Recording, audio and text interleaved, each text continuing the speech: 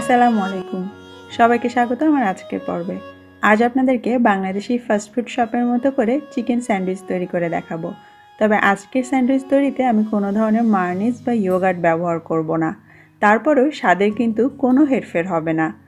আর আজকের এই স্যান্ডউইচটা আপনারা চাইলে আগে থেকে বানিয়ে ফ্রিজের নর্মাল চেম্বারে 2 দিন পর্যন্ত রেখেও খেতে পারবেন। বাচ্চার টিফিন বলুন, সকাল বিকালের নাস্তা বলুন, সবটাতেই একদম সমানভাবে মানিয়ে যাবে। চলুন তাহলে শুরু করা যাক। শুরুতেই বলেছিলাম আজকের হোয়াইট সস তৈরি করতে আমরা কোনো ধরনের মায়োনিজ ব্যবহার করব না।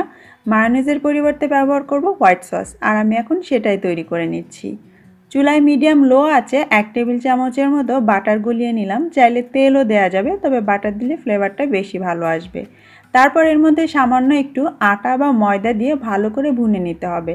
দিতে হবে খুবই সামান্য 1 থেকে 1.5 টেবিল চামচের মতো। তারপরে যখন এই আটা ময়দা ভোনার খুব সুন্দর একটা গন্ধ আপনার নাকে আসবে, তখন এর মধ্যে স্বাদ মতো একটু লবণ, গোলমরিচের গুঁড়ো দিয়ে দিতে হবে। আর যদি ঘরে থাকে তাহলে একটু রসুনের গুঁড়োও দিতে পারেন। সব কিছু একসঙ্গে নেড়ে একটু মিশিয়ে নিচ্ছি। তারপরে আমি এর মধ্যে দিয়ে দিচ্ছি 1/2 কাপ পরিমাণ দুধ।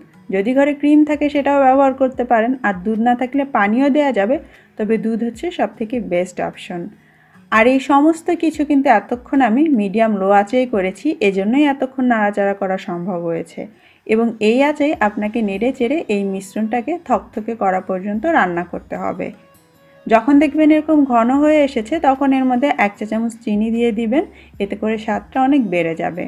তারপর সব কিছু একসঙ্গে নেড়ে মিশিয়ে ফেলতে হবে। আর এটাই হচ্ছে আমাদের কম দামি কম সময়ে তৈরি হোয়াইট সস। আর এর ঘনত্বটা দেখুন, ঠিক এরকম হবে।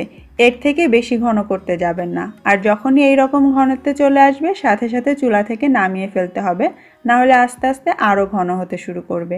এবং খুব ভালো হয় ওই গরম প্যানে না রেখে অন্য একটা বাটিতে ট্রান্সফার করে ফেলা। এতে করে সসটা আর বেশি গাঢ় হতে পারবে না। আর এই সসটা আপনাকে ব্যবহার করতে হবে একদম ঠান্ডা ঠান্ডা অবস্থায়। তো সসটা ঠান্ডা হতে থাক। এখন আমরা চলে যাচ্ছি পরবর্তী ধাপে। এবারে চিকেন স্যান্ডউইচ তৈরি করার জন্য আমি ভেতরের পুরটা রেডি করে নিচ্ছি। প্রথমে আমি 1/2 কাপ নিয়ে নিচ্ছি শ্রেডেড চিকেন। মুরগির বুকের মাংস আদা রসুন লবণ আর গোলমরিচ দিয়ে সেদ্ধ করে নেওয়া। সাথে দিয়ে দিচ্ছি 2 টেবিল চামচ পরিমাণ গ্রেট করা গাজর। গ্রেট করার পর আমি চিপে আলগা রসটা ফেলে দিয়েছি। সাথে একটু ধনেপাতা কুচিও দিয়ে দিলাম। তারপরে আপনার স্বাদ মতো এবং পছন্দ মতো হোয়াইট সস দিতে হবে। যদি পাতলা করতে চান বেশি দিবেন, আর যদি একটু গাঢ় খেতে চান অল্প দিলেও হবে। আমি প্রায় 3 টেবিল চামচের মতো দিলাম। সেই সঙ্গে 1 চা চামচ দিয়ে দিচ্ছি টমেটো কেচাপ। আর এর মধ্যে খুব সামান্য একটু গোলমরিচের গুঁড়ো দিয়ে দিব। কোনো ধরনের লবণ আমি এতে দিচ্ছি না, কারণ হোয়াইট সসে লবণ আছে, কেচাপেও লবণ আছে, এবং মুরগির মাংসটাও আমরা লবণ দিয়ে সেদ্ধ করে রেখেছিলাম। এখন এই সব কিছু একসঙ্গে ভালো করে নেড়ে মিশিয়ে নিলে আমাদের স্যান্ডউইচের পুরটা রেডি হয়ে যাবে। আর হোয়াইট সসের পরিবর্তে চাইলে মায়োনিজও ব্যবহার করা যাবে। আর এই পুরটা আপনি চাইলে ফ্রিজের নর্মাল চেম্বারে 2 দিন পর্যন্ত সংরক্ষণও করতে পারবেন। এবারে আমরা স্যান্ডউইচগুলো বানিয়ে নিব। তার জন্য আমাদের এরকম স্লাইস করা ব্রেড লাগবে। আপনি চাইলে হোয়াইট বা ব্রাউন যে কোনো ধরনের পাউরুটি দিয়ে এটা বানাতে পারেন।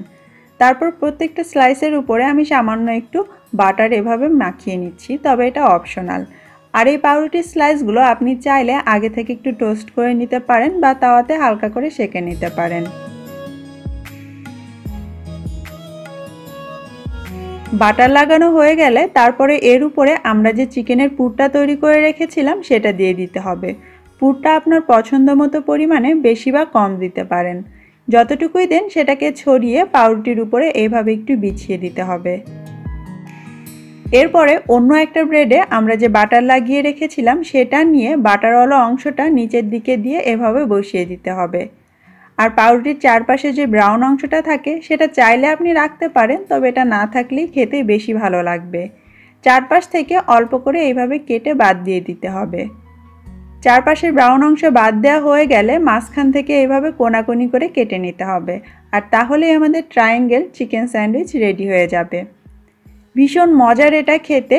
আপনি সরাসরি এখন এটাকে খেতে পারেন, অথবা যারা গরম গরম খেতে পছন্দ করেন তারা চাইলে হালকা গরম তাওয়া বা প্যানের উপর রেখে এপিট ওপিট একটু সেঁকে নিতে পারেন। তবে যদি সংরক্ষণ করতে চান তাহলে আগে থেকে না সেঁকে নেওয়াই ভালো, যখন খাবেন তখন এটাকে সেঁকে নেবেন। আর সংরক্ষণ করার জন্য যে কোনো একটা প্লাস্টিক র্যাপ বা ফয়েল পেপারে স্যান্ডউইচগুলো রেখে তারপরে মুড়ে নিতে হবে। আর যদি ফয়েল পেপার বা প্লাস্টিক র্যাপ না থাকে তাহলে সরাসরি কোনো একটা বক্সের মধ্যে ঢুকিয়ে ফ্রিজের নর্মাল চেম্বারে রেখে দিতে পারেন। তবে খেয়াল রাখবেন কোনোভাবে যেন বাতাস না ঢুকে, কারণ বাতাস ঢুকলে ব্রেডগুলো শক্ত হয়ে যাবে। আর এইভাবে করে ফ্রিজের নর্মাল চেম্বারে 2 দিন পর্যন্ত রাখা যাবে এবং 2 দিন একদম টাটকা থাকবে।